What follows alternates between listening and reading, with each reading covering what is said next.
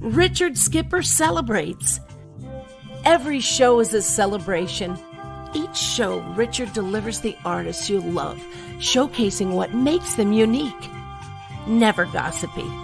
The antidote to a sometimes hectic world. Now, here's your host, Richard Skipper.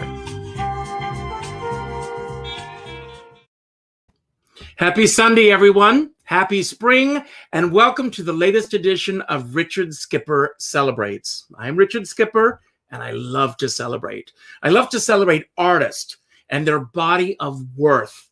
What makes a great artist? How do they get from point A to point B and beyond? I am so excited about the artist that I get to celebrate today because I have been a fan ever since I saw her on stage at the John Houseman Theatre in July of 1992. The funny thing is that I have aged and she hasn't. But anyway, the show was Ethel Merman's Broadway, starring Rita McKenzie. And if you have not seen her as Ethel Merman, you haven't seen Ethel Merman. I'm going to give you a quick sample of some of her work. And then on the other side, you will meet Rita McKenzie. I can't wait for you to meet her.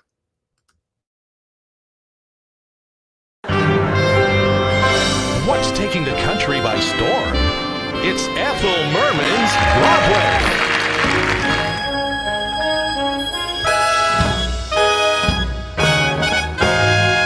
She thought it's good to be here. Frankly, I feel right at home. Here is where all the excitement is. This is champagne with all the fizz. You got the great songs.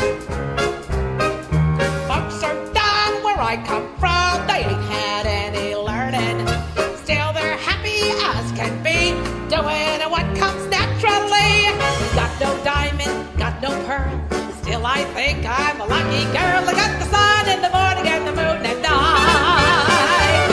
The bestest man would have over honey land. I doodle daddle doodle daddle doodle daddle doodle doo. Come on along, come on along. There's no people like show people. They smile when they are alone. You're wonderful.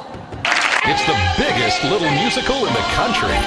Ethel Merman's Broadway, with the incomparable Rita McKenzie as Broadway's shining star, Ethel Merman.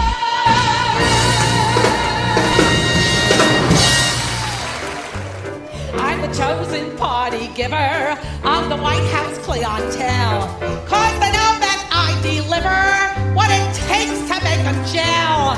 And in Washington I'm known by one and all as the hostess with the mostest on the ball. What a show! Just fabulous. Just absolutely wonderful. I don't know how Rita does it. I've never seen anything like it. I'm just overwhelmed. I knew it would be good, but I had no idea it went beyond anything I've ever seen before. This woman is remarkable. Anybody that wants to see a magnificent show and see Ethel Merman live again, they've got to come and see this. Rita McKenzie is just brilliant. It was phenomenal. Boy, she was great. We had a good time. And raves from the composers themselves. Rita is absolutely the best. And it's a thrilling night, and I want everybody out there to come and see this. Because if you want to know what Ethel Merman was really like, it will never get any better than this. You got all the hit songs from all the hit shows by the best in the business. For anything more, who can ask for anything more? You'll stand and cheer, cause Ethel Merman's Broadway is here. Who could ask for anything more?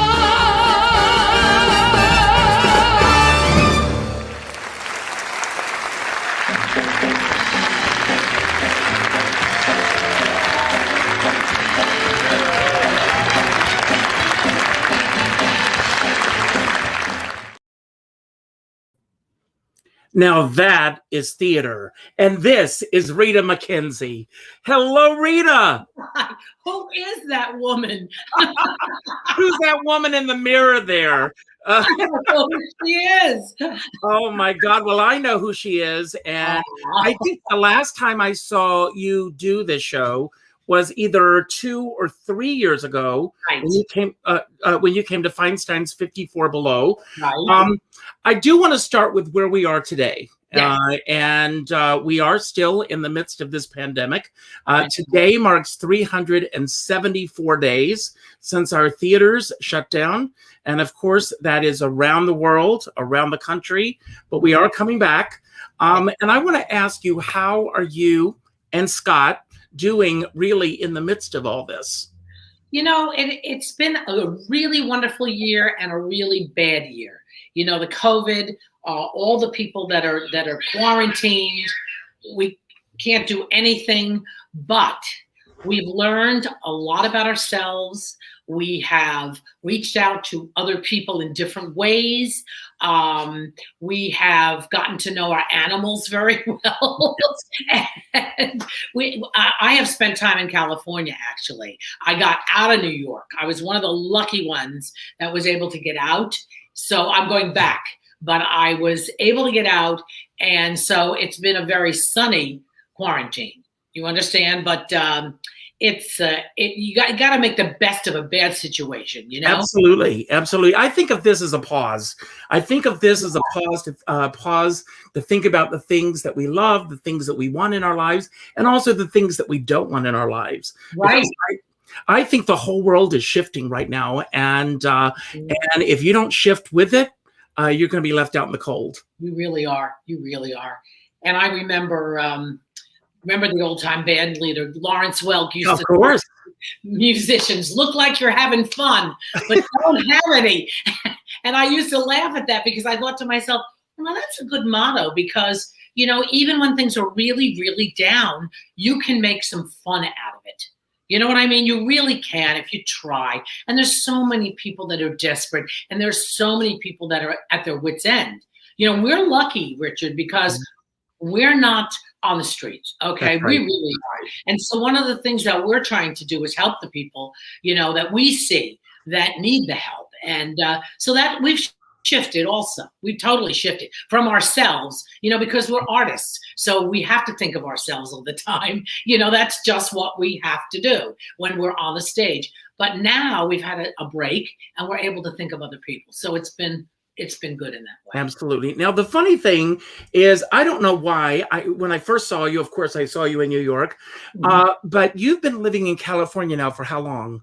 No, not living, just going back and forth. My main address is in New York, but I've been in California, my gosh, for almost 30 years. Wow. Yes, because luckily I was able to do sitcoms, TV, film. You know, not now, but a lot in the 90s. Mm-hmm. And I was a girl who came and said, they will never cast me in anything. First of all, my voice, you know, I was 50 pounds heavier. They're never going to give me a part. And I came in here and it was like, oh, how nice is this? You know, wait a minute now, you know, so it was pretty good, you know. You know, I'm going to say something about that. And I think that the issue with most people is in the back of our minds, I will say we begin to think they're not going to like us because we are 50 pounds heavier. We've got a voice that sounds like this. We've got this. We've got this. And I do believe that 9 times out of 10, when you walk in and you're yourself, authentically, you're going to get the work. I agree. And we were lucky enough to have a casting director, Jeff Greenberg, who came from New York and knew Broadway and Off Broadway, and he cast those people. So there was a little bit of luck in there too.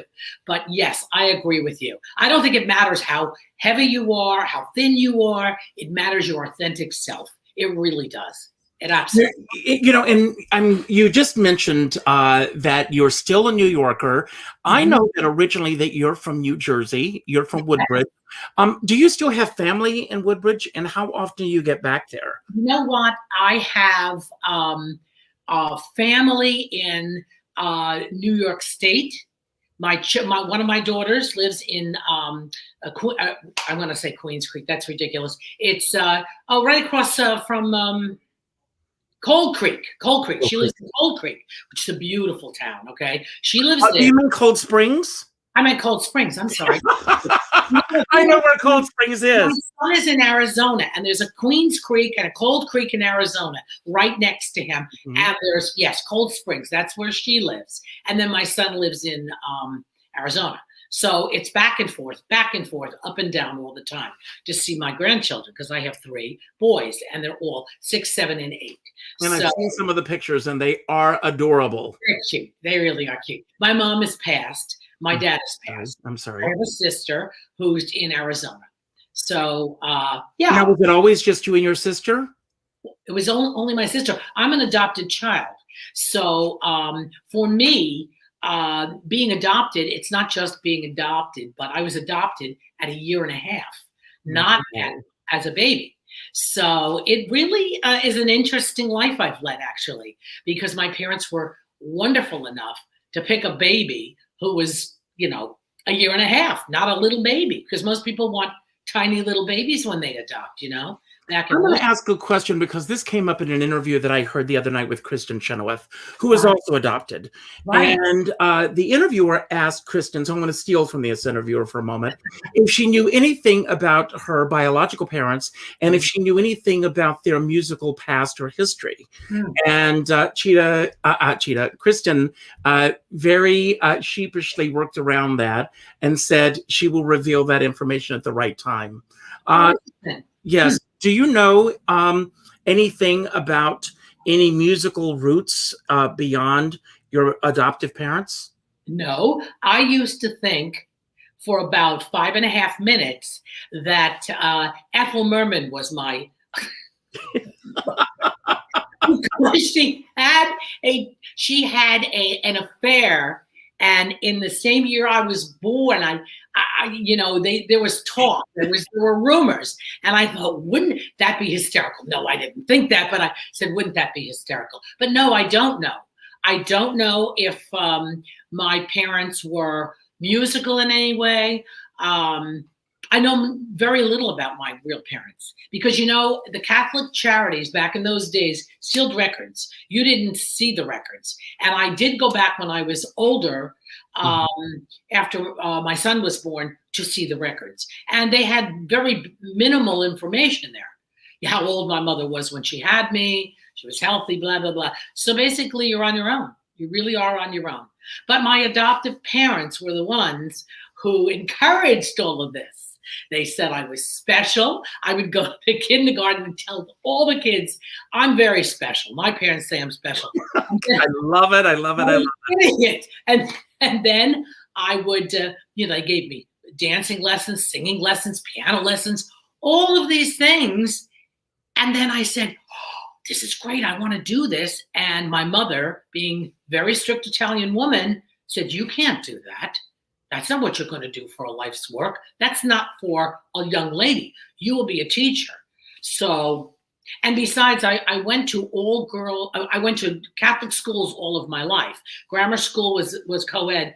High school was all girls. My first role in a musical was Franz Schubert in Blossom Time because they wouldn't allow any boys in the school. And then I King Arthur and Camelot. So, that's what I did to hone my career. Well, let me ask you, Rita, what was the first memory that you have of what entertainment was and that you wanted to be a part of that world? And what was it about that world that gravitated towards you? Well, it was very vivid. When I was about 6 or 7, my parents would take me down to the high school that I eventually went to, which was Immaculate Conception High School in Lodi, New Jersey. Shout out to them. All girls Catholic high school. They would do a big spring musical with an orchestra and costumes from this place called Brooks Van Horn. It was a big costume house in those days. Well, for those who don't know, all of the costumes from all the Broadway shows ended up there. Right. And for years and years and years, revival houses, national tours. If it was a revival, that's where they went. Right. Unfortunately, about 15, 20 years, give or take a year, they had a massive fire, and Yes, all they did. those costumes were gone. I mean, those nuns would traipse over there. They were Felician nuns, Polish nuns, and they would traipse over to that place, pick out costumes. It was hysterical. Anyway, so that's where we got our costumes. Mhm. And I was so that was 7 or 8 is when I saw this glorious musical. And I remember saying to myself, that is the most beautiful thing I've ever seen. That is the most thrilling thing. It touches my heart. And if I could ever do that in my lifetime, that's what I want to do.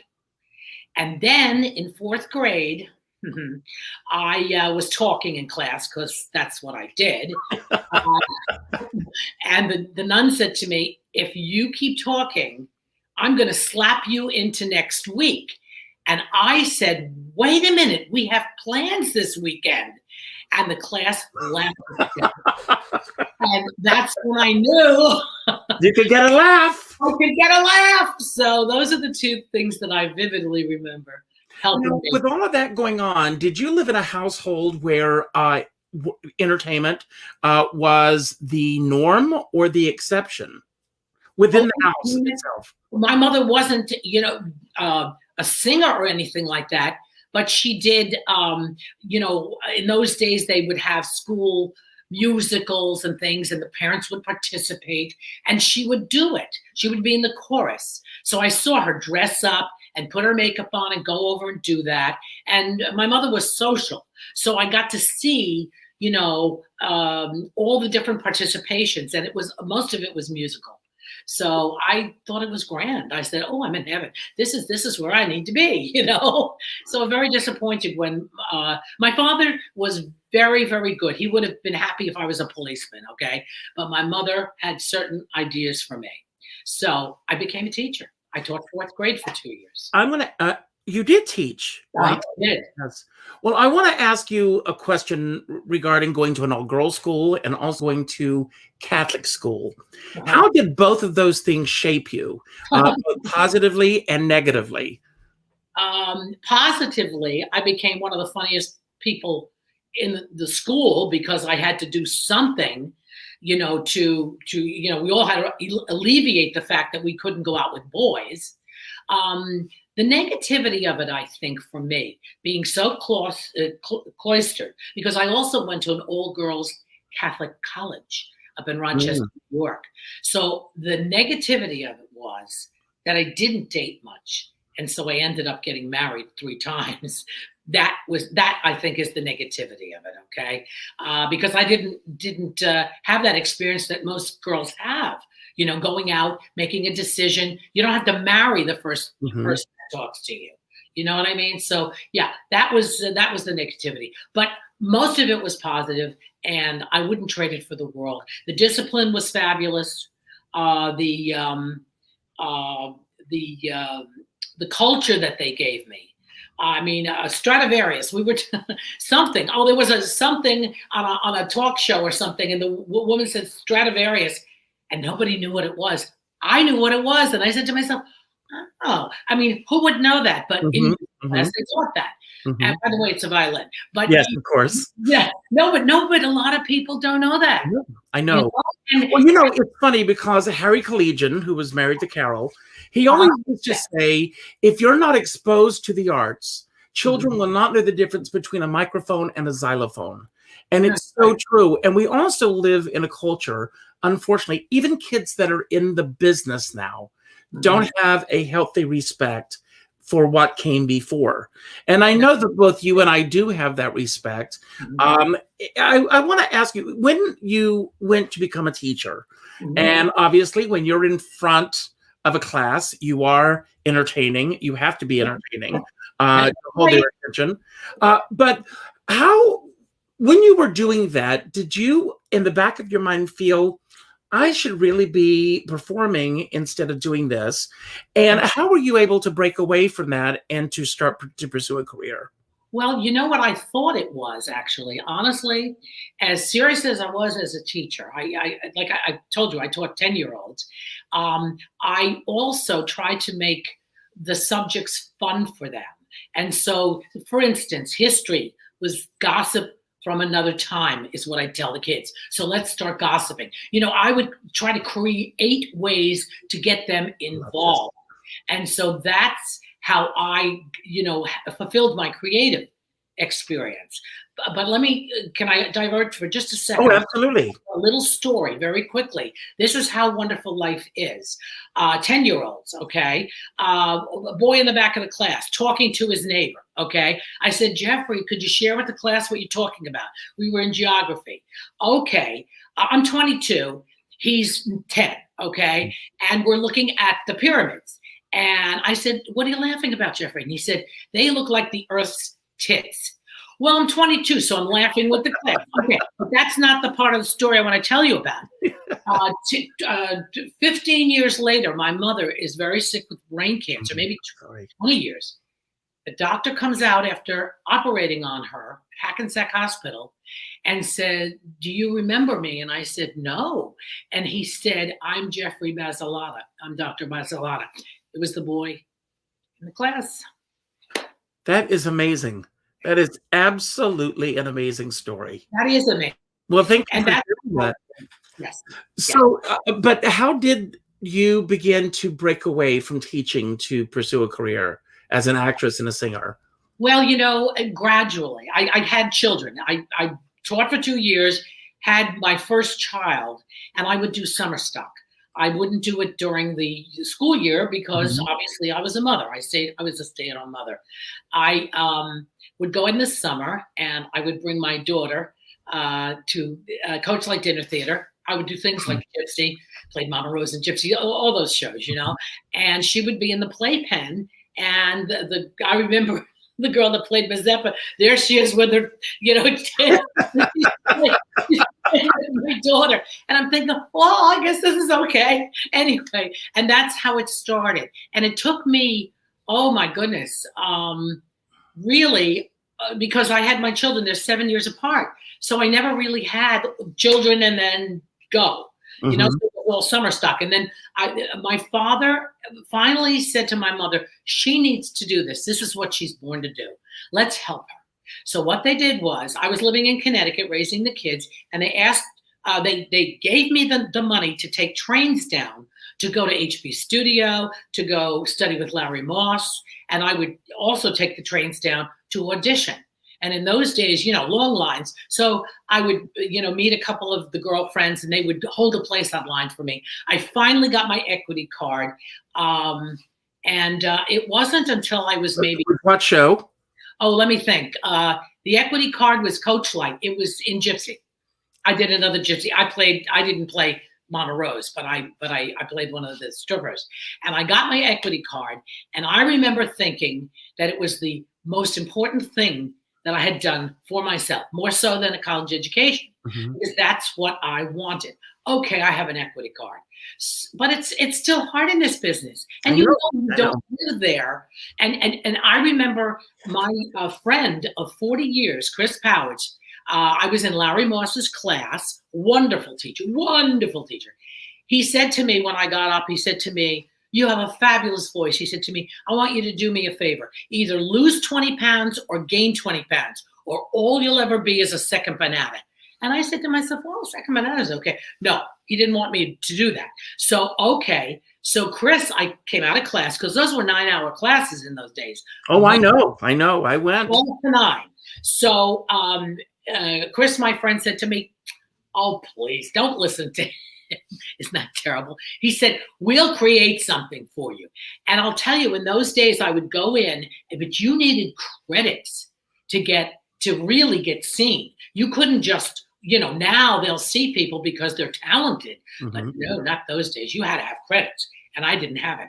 So he said, well, don't even worry about that. We'll figure that out. So together we wrote the Ethel Show. Yes, but before we get there, once you get your equity card, I want to ask you, was that an asset for you at that moment? or was it a detriment? Because I do know that for some, getting the equity card, and then, you're not able to audition for everything. Were the opportunities there? You know why it was okay? Because I was not a teenager.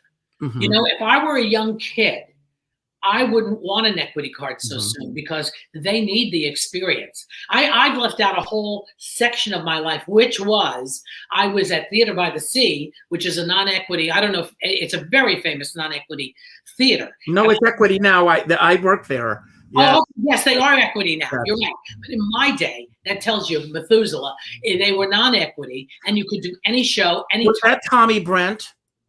Oh, yes. Yes, I auditioned for Tommy. He kept bringing me in, but he never got me there.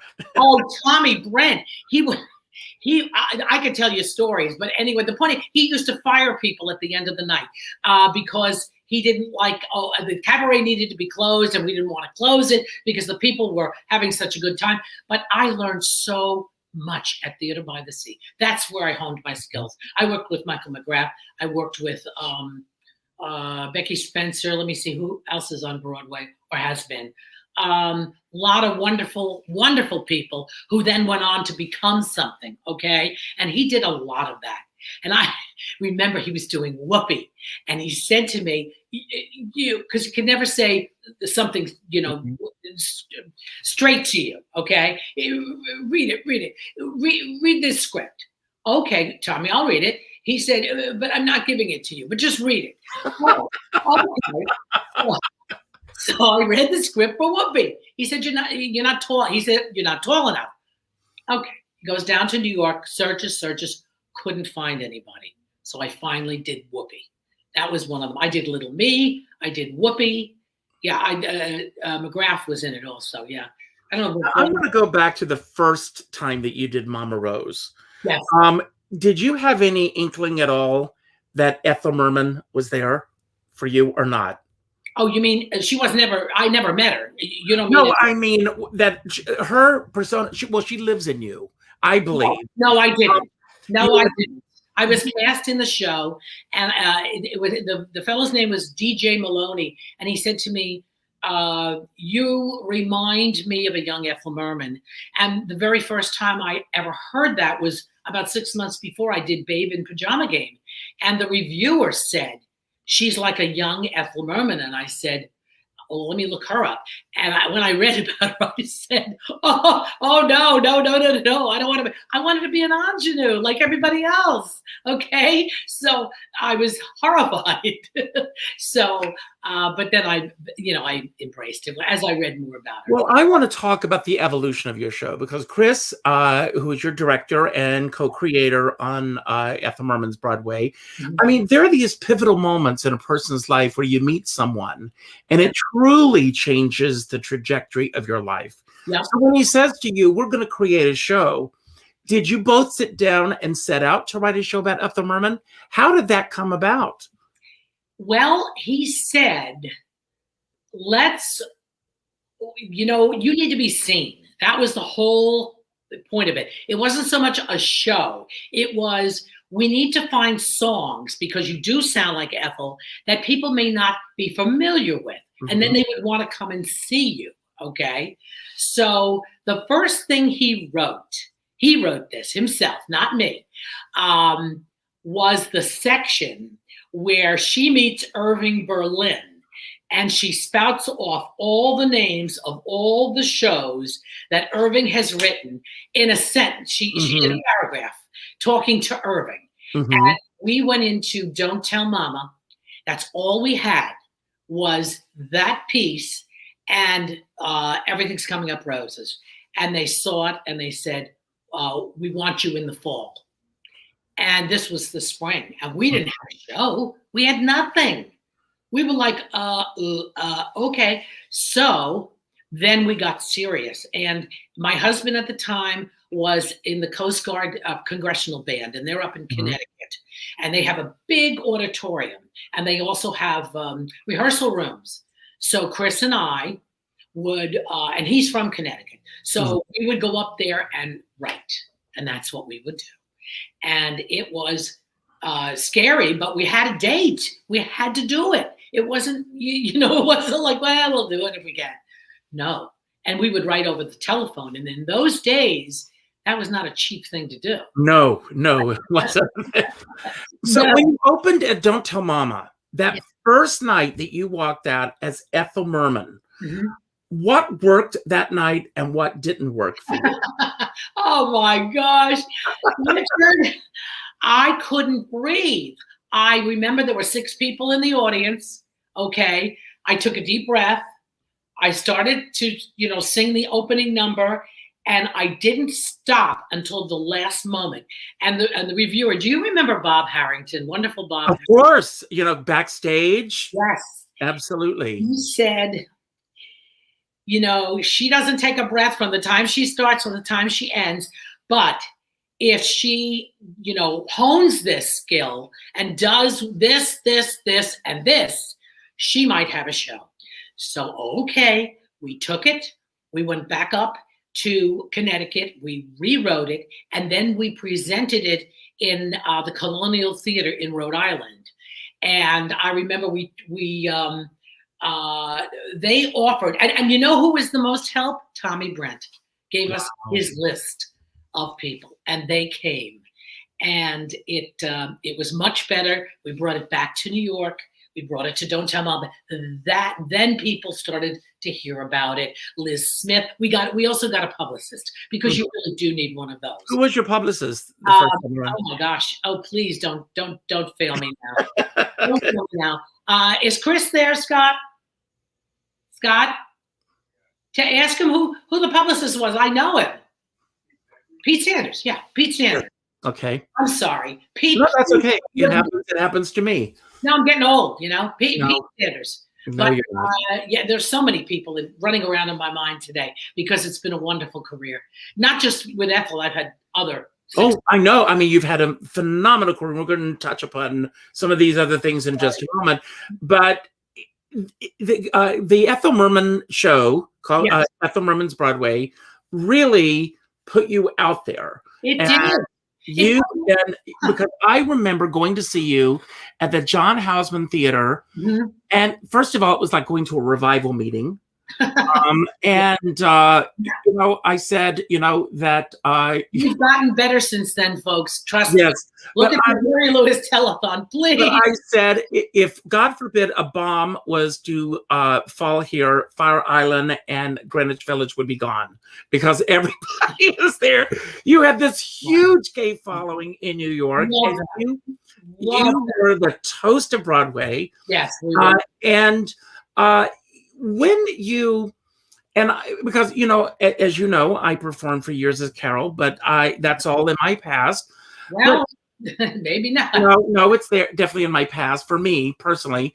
But when you were performing as Ethel, how did it help you, and how did it hurt you?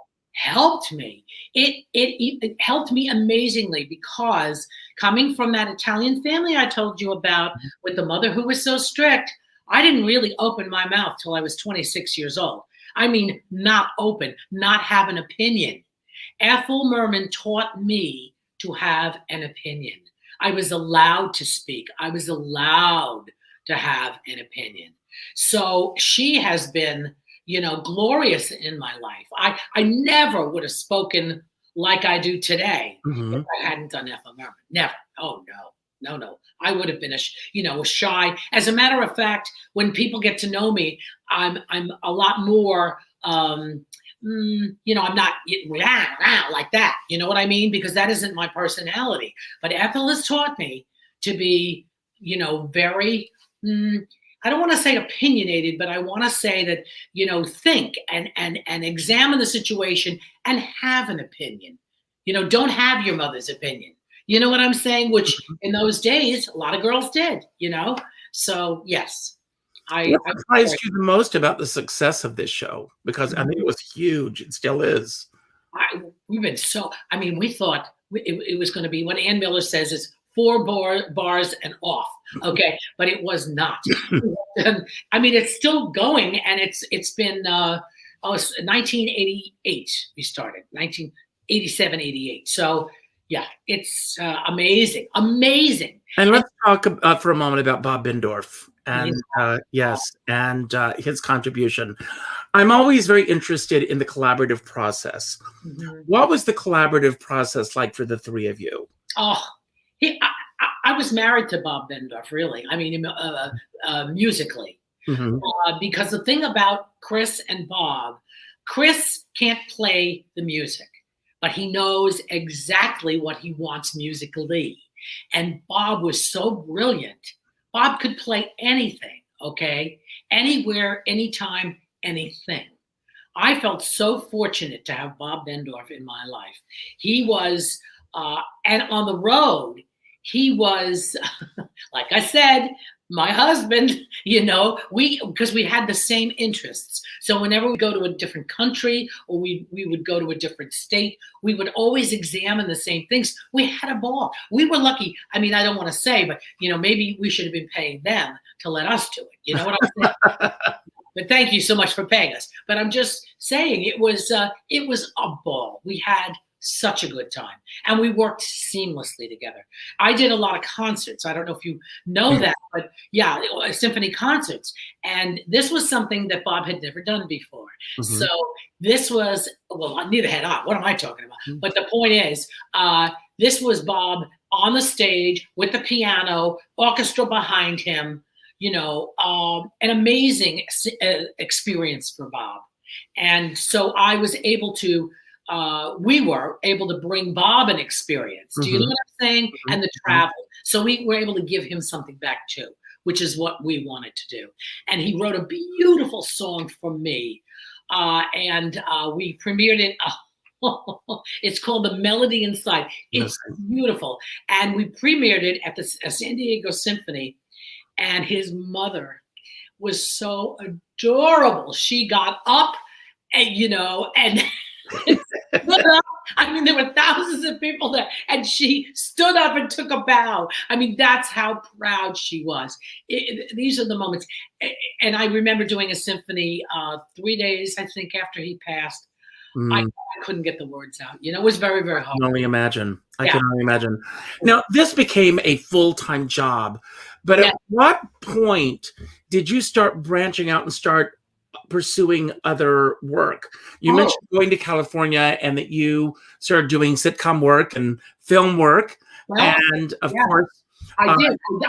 Well, people asked me. I went to the Pasadena Playhouse and did the show there. And from there, things happened. People came and saw the show at the Pasadena Playhouse. And that's how I got cast in other things. I also met Scott Stander, who was a wonderful agent. So he also, had people out there. And so he got me in to see these different people. And I also remember I was out there and Sam Harris was auditioning for his show in New York. No, we did it in California. I'm sorry. And I was in New York. That's right. I was at the Houseman Theater. And I did something on the stage and he said, I want you. And so I was able to come out and do his show. So wherever anybody saw me and wanted me to go, that's pretty much how my career went. I was lucky enough to have that happen to me. I've been a very lucky girl. Listen, at the end of World War II, they had a big celebration in London. Ethel wasn't alive anymore, okay? So they brought 10 Hollywood stars out, who of course participated, 9. I was the 10th. I represented Ethel Merman. So I was there at Princess Margaret's Trust. And I was there. There's another funny story. I opened the show singing, "Hey there, mister, you better watch your sister because the fleet's in." Okay, fine. I'm up on the 9th floor, and they don't have what they do down here, or maybe they do now. But in those days, they did not. They didn't give you a half hour, 15 minutes, 5 minutes, nothing. All of a sudden, I hear the orchestra playing, and I'm going, wait a minute, I'm on the 9th floor, and there's no elevators. So I come running. I had one of those moments once. It's scary when it happens. I was pulling on my girdle at that moment. Are you kidding me? Too funny. Too funny. I'll share with you later my story. Sure. I'm sorry? Share it. That's okay. Well, I was hired. Arlene Dahl is a neighbor of ours, and her husband, Rosen. It was his 50th birthday. and it was Lillian Montevecchi, and Arlene Dahl, and me. And in those days, I was performing as Judy Garland, and she wanted me there because of her MGM days, and he was a huge Judy Garland fan. So this was at the 21 Club. I'm down in the wine cellar, which was the greatest place to be able to sing out in preparation. And Lillian Montevecchi came out, who I'm a huge fan of. She did her first song. She got a tepid response, and she said, "Is enough," and walked off the stage. And she was supposed to do 3 numbers. And then Arlene Dahl introduced me, and I was nowhere to be found. Oh, honey. And so when they got me, I came running in, and I said, "Well, I'm making another comeback," which got a huge laugh. And and that worked. But I want to ask, getting back to all of this, you also went on the road with Barbara Eden in the female version of The Odd Couple. Yes. What was that like? Oh, brilliant. It was brilliant because, when you do a show, you want to have 2 out of 3 things in order to make it successful. You want to have a show that people recognize. You want to have name stars in it. That's 2 out of the 3. Okay. So what we decided to do, what happened was Barbara and I are friends. Okay. And, in 1996, I think it was, her son died. Okay. And she, needed work. Okay. That helps her. And we had done The Odd Couple in Chicago together. And she said to me, "Why don't we do it again?" I said, "Barbara, would you?" She said, "Of course I will." I said, "But we don't have a producer." She said, "You produce it." Oh, okay. So sure enough, I did. And so the decision was made that we would hire people from Hollywood, as many as we could, and take them around the country because they were recognized. We had the Suit Nazi from Seinfeld. We had Georgia Engel. We had, Barbara. I was the slob, but it didn't matter because people knew me enough from all the theaters I'd been to. Plus, the fact is, I was writing the paycheck, so it was fine. And did you like being producer? Do you like wearing that hat as producer? Love it. I would do it in a split second if they asked me to. But I don't have anything to produce right now. Not right now. We're maybe working on something, but we'll see. We'll see. But yes, I love it. I absolutely love it. Matter of fact, I would probably do that. Someone I really admire is Jamie DeRoy. That she did, what she does and did, but she also is a producer now. Do you know what I mean? So I just, I love it. But anyway, I love being on the stage too. So anyway, did I lose you? Oh, are you there, Richard? I think I lost Richard. I don't see Richard. I don't hear Richard. I see me.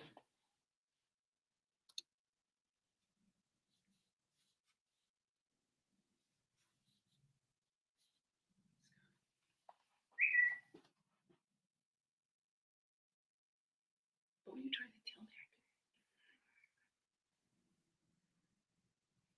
There was a power outage. Oh, well, there we are. Yeah. You mentioned Jamie DeRoy and the lights went out. Oh, that's funny. Hi, Jamie. That's really fun. That's wonderful. She's wonderful. That was wild. Everything you mentioned Jamie DeRoy, and then everything just disappeared. So you were saying you love Jamie DeRoy, who I love her as well. I love how she's designed and her career. I think I admire her greatly. Great. Well, that brings me to a question that I'd like to ask you, and I've asked several people in the arts this question. You've had some phenomenal things happen because of, first of all, the training is there. You're ready. You know what you're doing. But how ambitious are you, Rita? I mean, some people, their careers move along because of the connections that they've made. And being at the right place at the right time. And then there are other people who actually are driven to pursue it. Where do you fit on the spectrum? Somewhere in the middle. for me, I like to pursue. Yes, I'm competitive, but I don't want to be seen as competitive. Does that make sense? This is the first time I'm announcing that to the general public. I basically, want to be seen as, who I am and have other people do that for me. So they do. I don't, run up to a producer and say, oh, could you cast me in this? But I will say to Scott, could you please get me a meeting? I mean, I really do want to do this part. It's that kind of a thing. So yes, I'm competitive, but I'm not to the point where I would be pushy. I'm not a pushy person. If it's someone else, I will be very pushy, but not for myself. Does that make sense? Absolutely. Now the business has changed a lot. Has it gotten easier or harder? Harder, much harder for people who are us. Okay, because you really don't need backup anymore. You can be a flash in the pan. You don't need talent specifically, long-lasting talent.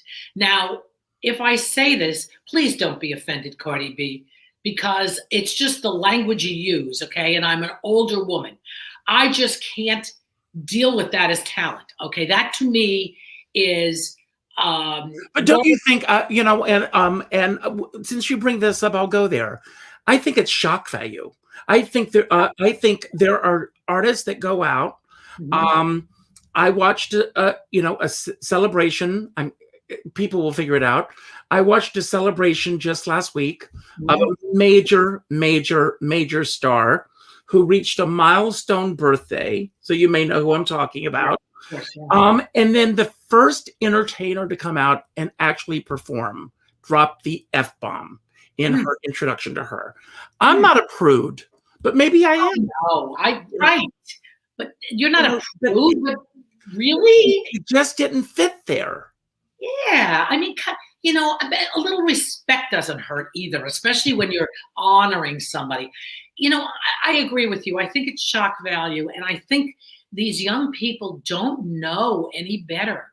I really do. I mean, even in Motown, we were talking. Well, I did 5 months in Detroit of Ethel, believe it or not, at the Gem Theater, and most of my audience were the wonderful, Black Americans from Detroit, and one of them was the cultural director for all the Motown acts. In other words, they didn't just go out on the road. They needed classes in etiquette. They needed classes in how to dress. So I don't know that people knew that about them. But in those days, that's what they did. And I think these young artists probably need a little of that. They just need a little help. That's all. They're great people. It's just that they come from a place of not having any history, as you pointed out before.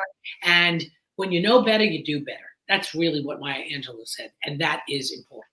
Absolutely. Yeah. Now, beyond the people that we've already mentioned in today's show, yeah. Who are the 3 to 5 people in your life? It's National Women's History Month. So let's talk about the women in your life who have made an impact on Rita McKenzie. Well, my daughter, of course. My daughter is a mother now. She's home being a mother, but before that, and in my personal life, she's made a big contribution. She also has an Emmy, believe it or not. My daughter is on she was on the production side. She doesn't work anymore, but she was. But she's very, very smart. My mother had a big influence on me. Barbara Eden, of course, Ann Miller. I knew Annie very intimately. And luckily, I was very lucky to know these people.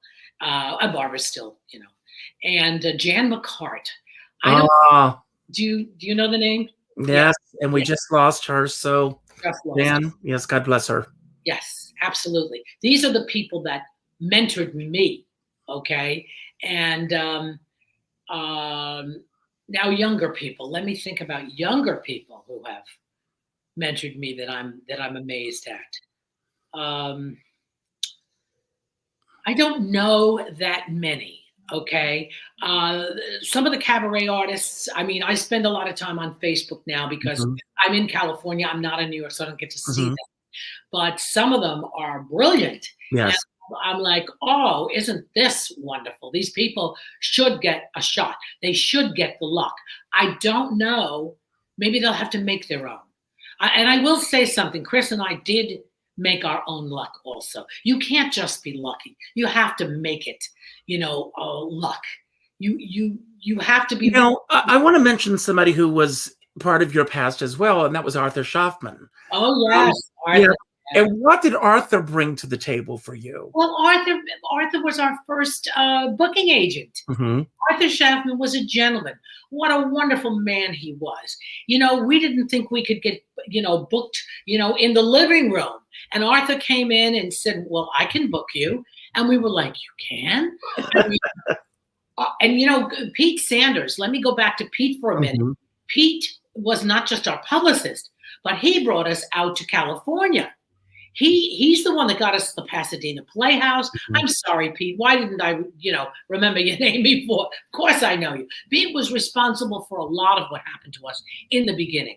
Really responsible for it. It's funny though. It was mostly men that. I mean, I'm talking about in the career part of it. In the personal part of it, yes, it was Barbara and Annie and Renee Taylor. Renee Taylor. Oh, of course. Who just had a birthday this week. Happy birthday. Yes, she did. Anna says, and here's the thing too, in the beginning, we were lucky enough to have Anna Sasenko. I don't know if anybody even knows who Anna is. Very famous woman. And Jean Dalrymple. Oh, wow. Yes. And Floria Lasky. I remember them saying to her, what happened was Ethel's son-in-law came to the show and he loved it and brought these people to the show. And they came around and they said, you need a good lawyer. And Anna said, I'll get you one. Okay. So she brought Floria Lasky. Floria Lasky. I mean, I would have never gotten into her office had it not been for these people. And that's where the luck comes in. Well, I'll tell you, one of the things that I loved about what you did was that obviously your love for Ethel Merman came through. There are some people that will do a show and they will find a quirk or something that they want to take in another direction. And there are some poignant moments in the show as well that are really moving. What do you think? Yes. I want to ask you, we are actually wrapping up. I could go on for 3 hours with you. Oh, we could. Just love you. And I hope you come back another time, anytime. Anytime. I want to ask you, from the perspective where you said, what do you think the biggest misconception was about Ethel Merman? Oh, and that is the thing that brought me to the show. I went up and researched her, and I found out what a wonderful mother, what a wonderful daughter she was to her parents. That resonated with this little Italian girl from New Jersey. And that's what I want everyone to understand about the woman. What she did as a job was her job. But as a person, she was a friend to her grammar school, classmates till the day she died. She was loyal. She was a wonderful, mother. I mean, to her daughter, even though her daughter passed away, it was not of her, doing. And she did everything she could do. I can't say enough about Ethel Merman. And she was also a good career woman. So there were so many things in Ethel Merman that people don't know. They just think she's a loud voice. Not at all. It's just the beginning of it. And along that thread, are there any? Oh, she's gorgeous. Whoopsie daisy. Anyway, are there any misconceptions about Rita McKenzie? Well, I hope not. I mean, I hope not. I want people to know that I love people, okay? And I will do anything for you. If you need help, I'll be there for you. That's really who I am, okay? And then there's the other side of me, who is a serious, dedicated performer. So it's a dual thing. You know what I'm saying? If you're talking business, I'm there with you in business. But if it's personal, I'll help you. And that's the duality of my personality. Rita, I'm all about celebrating. And so I'm going to ask you a question, and I don't want you to mention any names or circumstances that would give this away. What was the most difficult period that you went through in your career, and what got you to the other side? The most difficult were the days when I was first. I can say that. I can tell you when it was. Okay. When I was first starting out, very difficult. Very, as with anyone. But the thing that I was lucky enough to have was a friend and partner in Chris Powich, because I had hope, always had hope. We always did things together, because I'm not a girl that goes out on my own, okay? And that was the saving grace of my career. I was very, very fortunate. And I still am. He's there. He's still here. So hello, Chris, if you're watching. And what's next for you? Hopefully, I got the vaccine just 2 days ago, and I am ready, when it's time. What's next for you? Well, we're working on something. We obviously are not announcing it, but COVID has given us a chance to step back and look at maybe possibly other things. I will also be doing a lot more Ethel again, because the bookings that I had have been postponed. So I will be doing those. And so I got to get myself back, in shape. It is, as you know, it's almost as though you're a swimmer and you've got to get yourself back in shape. That voice just doesn't, come right out of me. I have to practice, and all of those things. So yeah, we'll be doing more of that. And voiceovers. That's the other thing that I have been really pushing. I have a voiceover, agent, and I've done some, and I would like to do animated. Because you know what? You get up in the morning, you go, you don't have to dress up. They don't know who you are. You can go to the grocery store, nobody knows. And at our age, I don't really think we're going to be famous stars. It's possible, but I don't think so. Well, in my eye, you are a famous star. Oh, so you are a star to me. I can't believe this, but we are at the end of our show. I want to thank everybody who watched today, whatever platform that you were either watching this on or listening to this on, because we are on iTunes, we're on different podcast platforms. Please, whatever platform you're on as you're seeing this, leave a comment, leave a rating, because that increases the ranking of this particular show, and we'll get more eyes to see it beyond those of you who are seeing this live. I also want to let everyone know, if you're around tomorrow afternoon at 5 o'clock, I will be celebrating Ann Kittredge, who is one of my favorite actresses and cabaret entertainers. I also end every show by telling everyone to go out and do something nice for somebody else without expecting anything in return. Go to your Facebook friends list, and the third name that pops up, reach out to that person with a phone call. Not an email, not a text message, not a private inbox, but a phone call. Let that person know what they mean in your life. Because as my dear friend David Friedman says, we're all in this together, but we're not in the same boat. And you don't know what anyone else is going through right now until you reach out. So that's my message for everyone. And Rita, I want to give you the final word. Anything that you want to expound upon that we talked about today? Yes. Anything that we didn't talk about that you wish we had? Or just any message that you want to put out to everyone who's watching right now? The stage is yours. And thank you for the gifts that you've given to the world. Oh, thank you. The last thing I want to say is you are beyond fabulous, Richard. That's all I can say. You are beyond fabulous. And my Facebook friends, all of my friends, I love you all very, very, very much. If there's anything I can do for any of you, let me know. I don't have a lot of money, but I'm okay. I'll do what I can. Yes. I love you. I feel very lucky. Thank you, Richard. And give Scott a hug and a kiss from me. I will. Socially distanced, of course, from me. Yeah. Have a great afternoon and a greater tomorrow. Thanks for Goodbye, everyone. Thank you.